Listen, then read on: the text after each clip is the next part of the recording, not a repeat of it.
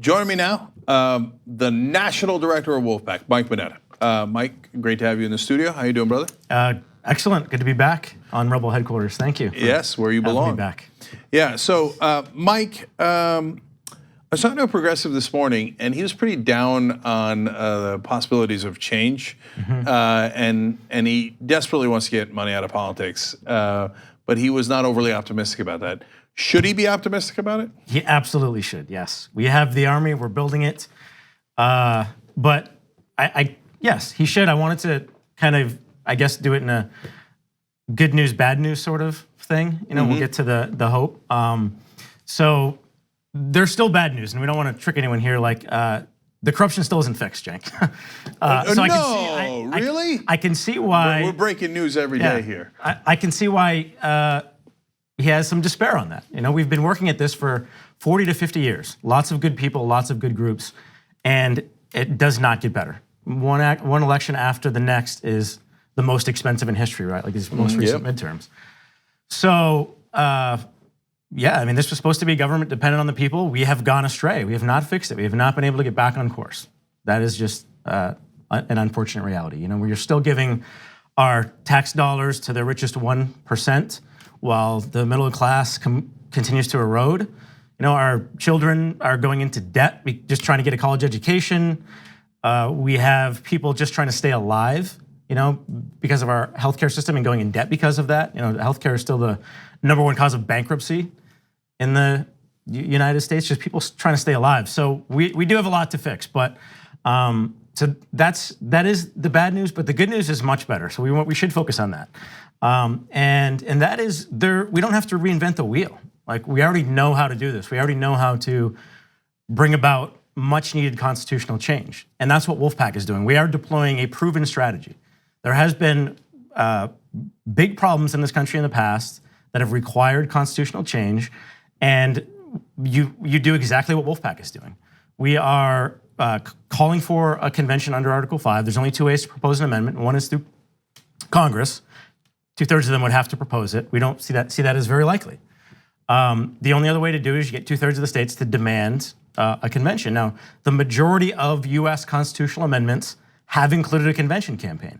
So Congress doesn't just decide to, you know, do the right thing, as you've said many times on here. They have to be forced, and that's what we're doing. We're successfully doing it.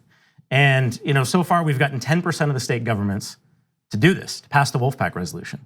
So we have, you know, incredible volunteer base, thanks, you know, in most part to you in the TYT universe. You know, people that are willing to take their weekends and get on conference calls. They're willing to take days off from work and go to the State House and talk to their state legislators. So that's really what I would like to focus on is where democracy is still alive. You know, a term you've used as well. It's true. There are real champions at the state level. Yeah. So, Mike, before you get back into the solutions, you mentioned these amazing supporters at Wolf-PAC. You recently told me a story of Virginia Perry. Want to share that? Sure. So, yes, Virginia was someone who wrote to me just last week. She's been a longtime member, recurring monthly contributor to Wolf-PAC. And it was really a sad email to write. She said, "Hey, I've been doing this for a while, but unfortunately I'm going into hospice and I'm on the final stages of my life. So can you cancel my membership?" And because I don't want to leave it, you know, I don't want to leave my partner in debt. So yeah, of course, you know, I canceled it, but just, you know, think about that. Like we would, you know, we have amazing people here. We've told stories before of people in similar situations, you know. So yeah, we would ask if anyone can pick up her reoccurring monthly donation to do that, and you can do that on our website, wolf-pac.com/join, if you're able to pick up her recurring donation, because she's not able to support us anymore. I love people like Virginia Perry. So I have my best friend's mom just passed away in Texas. One of the last things she did was go vote in that election that just happened, and she was so ill from cancer that she couldn't go in, but they have curbside voting in Texas. And a woman came out, and there's no privacy though. She's filling out the ballot, And she started rubbing her back. She's a nice woman and means well, and started singing about Jesus and stuff. Now, my friend's mom is not Christian, but that's okay. Yeah. She appreciates it anyway. And so she's seeing my friend's mom's ballot, and she's checking off Democrat after Democrat after Democrat. And then the woman singing about Jesus got annoyed and was like, you could just check off the box at the top that says just fill in all the Democrats, okay? But it doesn't matter which party. What matters is that fighting spirit. Like, no, you're not gonna stop me from going to the polls, and you're not gonna stop me from trying to fix democracy, no matter what the situation is. And so that's why I love people like Virginia Perry. And I mean, there's a thousand stories like that. The one I often tell is the volunteer who had a broken back and kept making calls into California here, into legislators' offices from the hospital bed. There was another one who had a broken jaw in Maryland who testified at a committee hearing with a wired jaw, if you remember that one. I think it speaks to how powerful this issue is. We had another guy, Perry, in Arkansas, if you remember that from a few years ago, who was dying as well, and his dying wish was for all his friends and family to donate to Wolf-PAC. And right, that was his final wish, because he understood how important this mission is. And on the, I guess, a more positive side, we also had a couple who got married and decided to put Wolf-PAC on their wedding registry.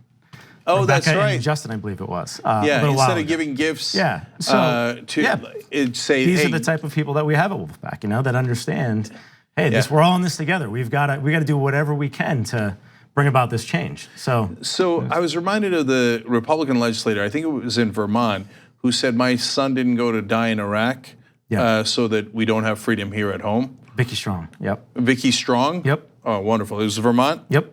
Okay, I got to remember her name, because that was a powerful speech. I remember the speech. Yeah, it was. And so, guys, we all got to fight together here to fix it. But as Mike says, look, this is exactly how we got most of the amendments. You demand Congress do it, and then you start calling for a convention. That puts pressure on Congress. When you follow all paths to that victory, you actually arrive at the victory. If you cut off some of the paths, go, let's only try half an effort to get that amendment. That is never going to work. I mean, so let me go back to that.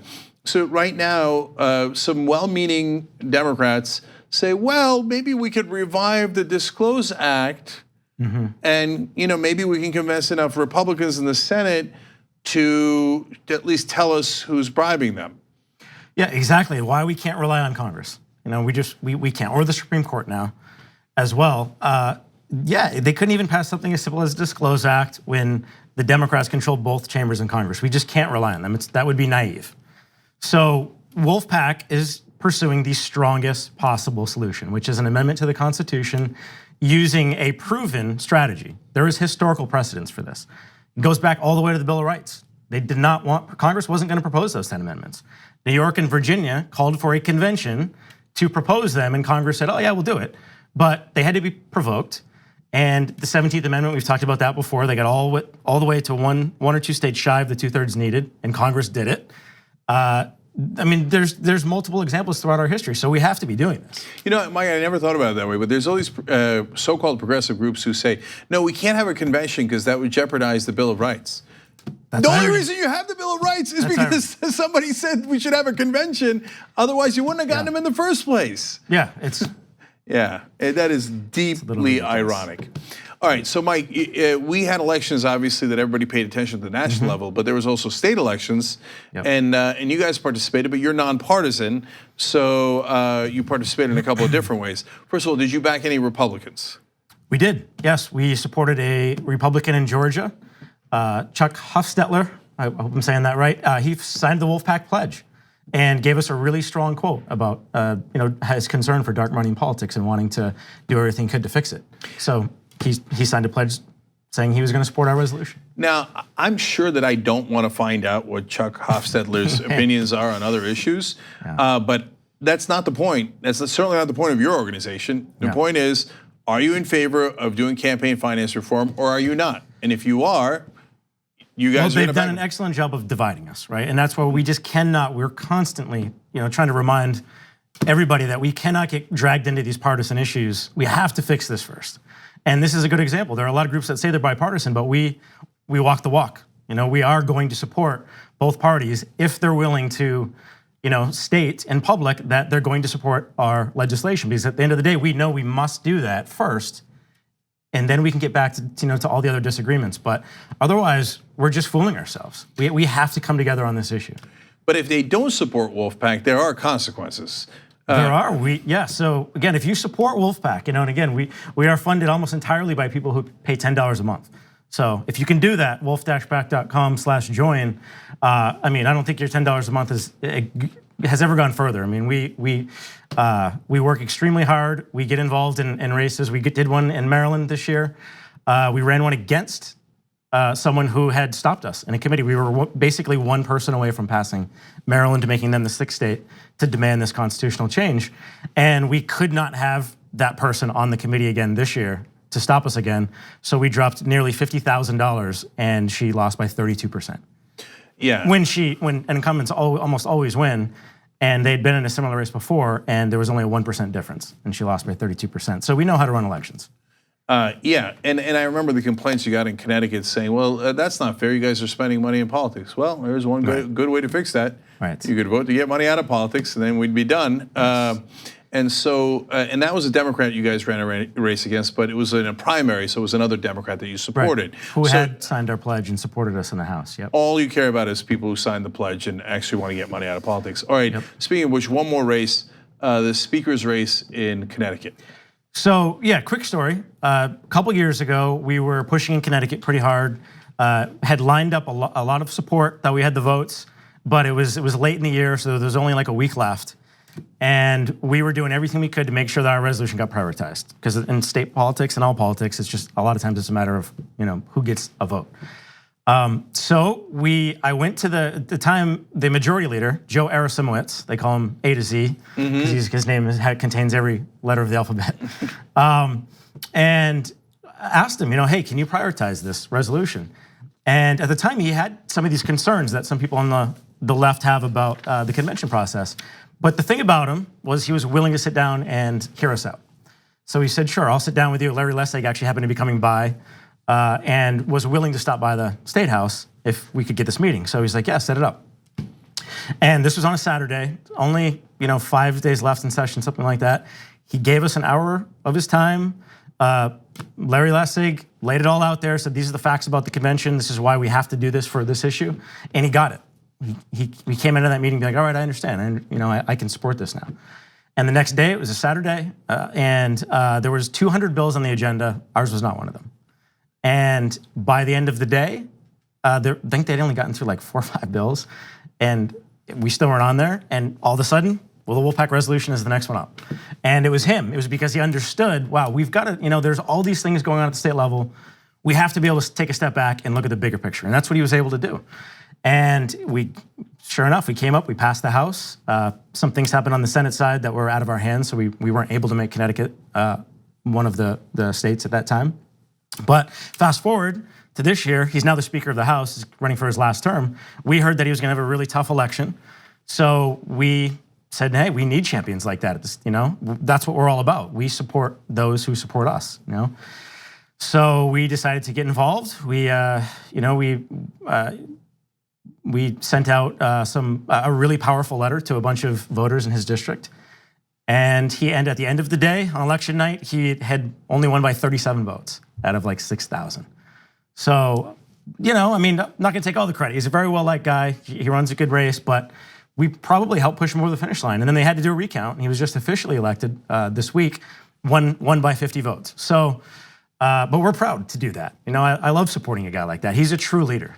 Someone that's going to take this issue and put everything else aside and say, no, we have to prioritize this. We got to fix this first. Well, there's 2 reasons why I love that story. One is that Wolf-PAC's making a real impact on elections, and so if you are not careful and you think, oh, I can just take all the money in the world and it'll never have any consequences, you're going to come to find out one day that it does, right? But if you're a good guy and you're a true patriot and you want to bring democracy back, well, you guys have their back. So that's exactly how it's supposed to work.